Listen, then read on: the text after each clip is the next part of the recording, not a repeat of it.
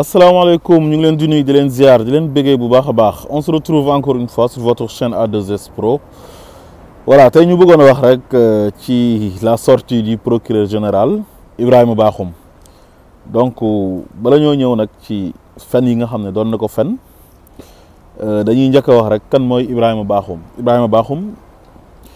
en 2006 dafa am benn waay boo xamante ni dafa sàccoon xaalis 100 millions ger ko ci 15 millions léegi nag ki mu sàcc porte plainte mu teg tànkam ci affaire yi parce que ki sàcc neexal na ko 15 millions léegi nag bi ñu xamee ne dañ ko ger après ci lañ ubbi benn enquête mooy conseil supérieur de la magistrature jaaree ko ci IGAJ léegi bi conseil bi dajee nag ñu ne Ibrahima Bakhoum kat sanction yi ñuy teg ci kawam mooy ba muy retraité dootul amati benn responsabilité ci magistrature bi maanaam dootul nekkati procureur mënatul nekk président cours et tribunaux donc Ibrahima Bakhoum boobu tey moom la Macky Sall jël remplacé ko ak magistrat bu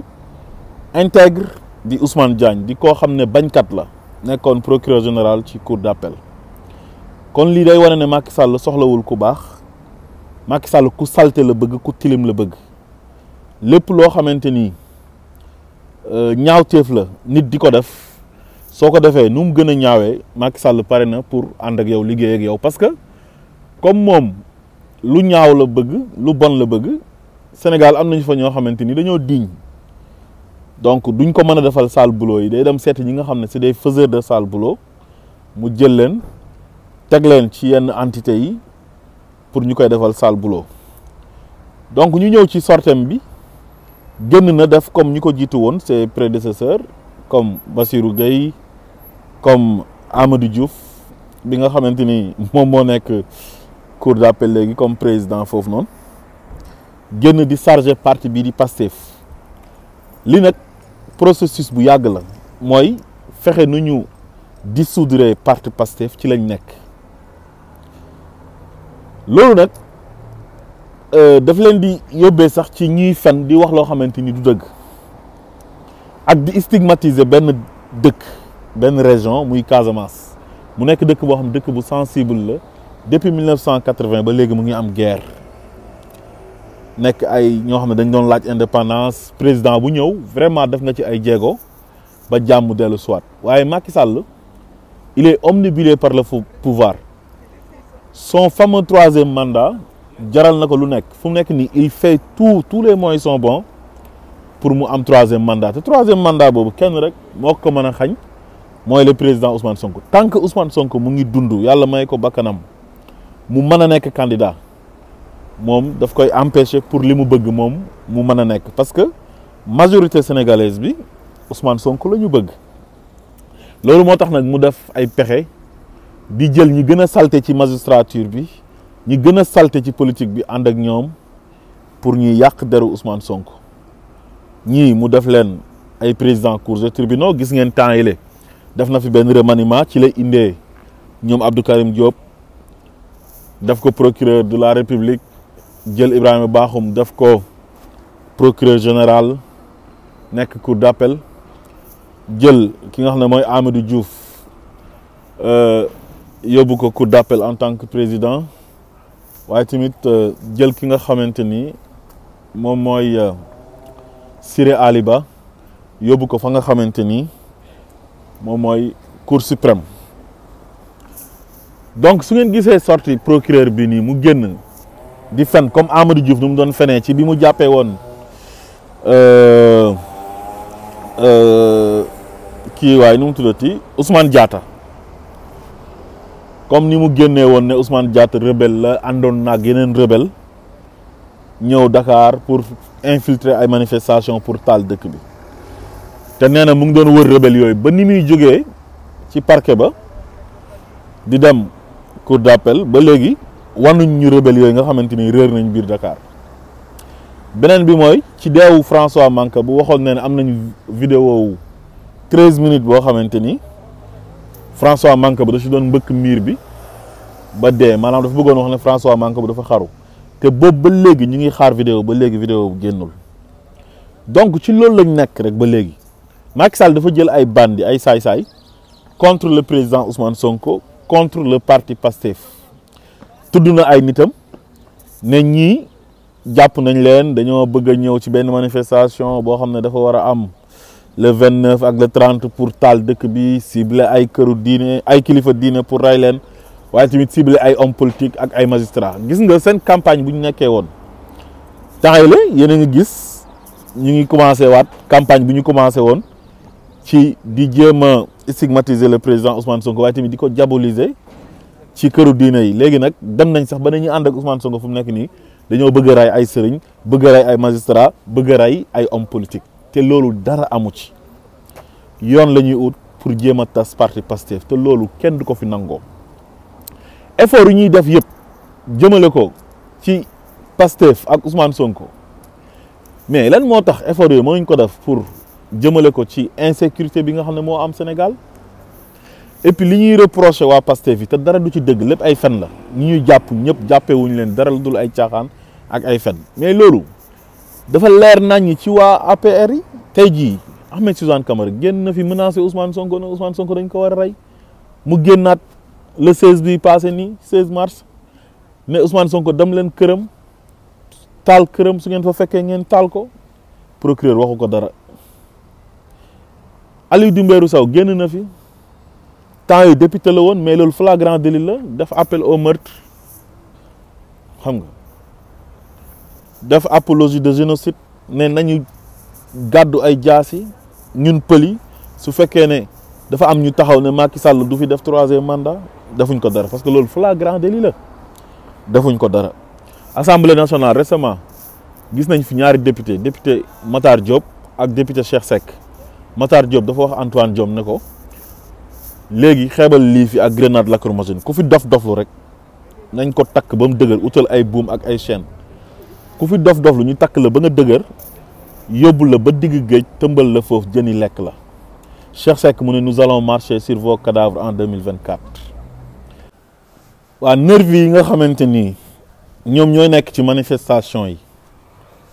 yore ay jaasi yore ay yet di dóore mais ñooñu lan moo tax moom mënul def conférence de presse ubbi ci enquête autosaisir ci xale yi nga xamante ni ñoom ñoo deewoon ci manifestation yi amoon ci mars 2021 ba léegi ubbeeguñ ci benn enquête amul commission d'enquête ak ñi mujjee dee récemment ci manifestation yi mujj yi nii ak yeneen Pape Malick Ndour récemment dem na di menacer Ousmane Sonko buntu këram sans autorisation dajale ay jeunes foofu ne Ousmane Sonko soo demul tribunal dinaa indi 5000 jeunes ñu yeew la takk la yóbbu la tribunal am beneen booy bu ànd ak moom ne dañuy dem taal ji kër Ousmane Sonko xam nga ak façon ñaawteef bu nekk dal na ci waa Pastef façon menace bu nekk façon injustice bu nekk yoo xamante ni c'est flagrant amul benn procureur bu ci moto boo xam ne mas na génn autosaisir def ci conférence de presse Dame Mbodj récemment yàggul dara mercredi ba la passé la dem faram fàcc TFM bi mu fay jógee di ñibbi ci corniche bi lañ ko koj di ko dóor ay balu fetal 7 balu fetal lañ ko dóor ci otom bi te kooku mënoon nañ ko rey seen journaux yëpp journaux wu Macky Sall yi xam nga Macky Sall tey presse bi da leen a téye ñu ëpp ci presse bi da leen a téye ñu bëri kenn waxu ci télé ba mu jógee sax waxuñ ci dañ ko ignorer nee na ki ko invité woon ak ki doon réaliser émission Pam Ngagne ak Chérif Dia ñoom ñoo ko oo di ko masaw mais télé bi sax waxu ci ñu jël affaire bi banaliser ko mel ni comme si de rien n'était mais temps yii am na benn scandale bu fi amoon 45 milliards ay armement ay armes yu ñu wax ne jënd nañ ko ñu tuddoon ci Abdou Karim Sall mais Abdou Karim Sall boobu noonu fu mu nekk nii Macky Sall promouvoir na ko jëlee na ko ministère de l'environnement yóbbuwaat ko ARTP bi mu nekkoon ana 1000 milliards yu ñu sàccoon ci Covid bi ana ñu épinglé woon fii nii ay rapport épinglé leen ay ñoom Cheikh Omar Anne Koudou Mame Mbaye Niang mi nga xam ne mooy yóbbu Ousmane Sonko nee na ci yoon yóbbuwul Ousmane Sonko ci yoon de nee nañ yoo yaay moom mooy yóbbu Ousmane Sonko ci yoon xam nañ ne Macky Sall moo nekk ci gannaaw mais kooku dañ ko tudd ci 29 milliards te pourtant kenn waxu ko dara mais ñu ngi ciblé Ousmane Sonko bi nga xam ne deful dara bëgg a tas partem bëgg ko rendre inéligible yàq àddunaam pour Macky Sall nag mën a toog moom kenn def 3e mandat boo xam ne c'est illégal amu ci droit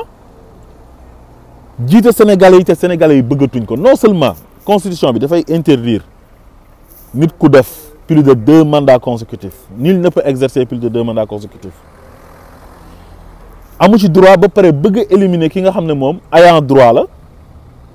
jaarale ko ci justice fu mu nekk nii Macky Sall dafa judiciariser dëkk bi lépp ay dossiers judiciaire lañ ay dossiers judiciaire kese la ubbi te Ousmane Sonko sonal ko waaye sénégalais yéen ñu ànd ak Ousmane Sonko ñun ñu ànd ak Ousmane Sonko ñun ñu bëgg Ousmane Sonko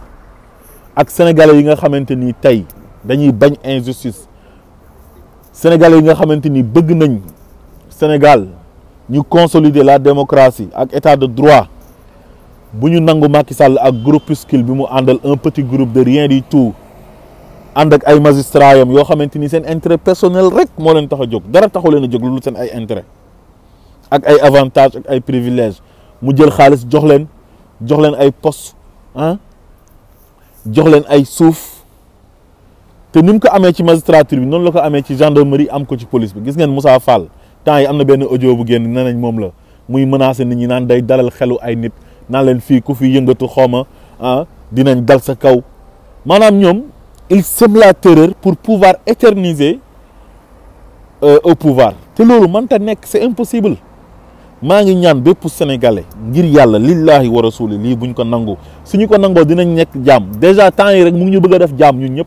mu ngi jël ay nit di leen takkal ay bracelet électronique yu ngand yoo xamante ni dafay mel ni comme chaîne yi nga xam ne moom lañ doon takkee suñu maam yi tey jii Macky Sall tey moo ñu nar a def jaam ñun sénégalais yi waa APR yi ak waa Benno Bokk Yaakaar lu leen neex def lu leen neex wax kenn du leen yóbbu ci yoon soo leen porté plainte sax du mujj fenn Ousmane Sonko porté na plainte ba sonn kenn du diligenté plainte am ñi ànd ak Ousmane Sonko ñoom Guy Marius Sagna ñeneen ak ñeneen porté nañ plainte ba sonn kenn du ko diligenté te mu ngi nii bu benn xaj wala benn muus bu nekk Benno Bokk Yaakaar wala APR bu porté plainte kenn ci ñu ànd ak Ousmane Sonko wala mu porté plainte Ousmane Sonko wala mu porté plainte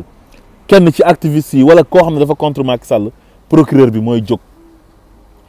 xam nga lii dafa doy waar lii mënuñ kaa nangu wax dëgg yàlla Sénégal mérito wul lii nañu jóg taxaw takku nangu suñu réew ci Macky Sall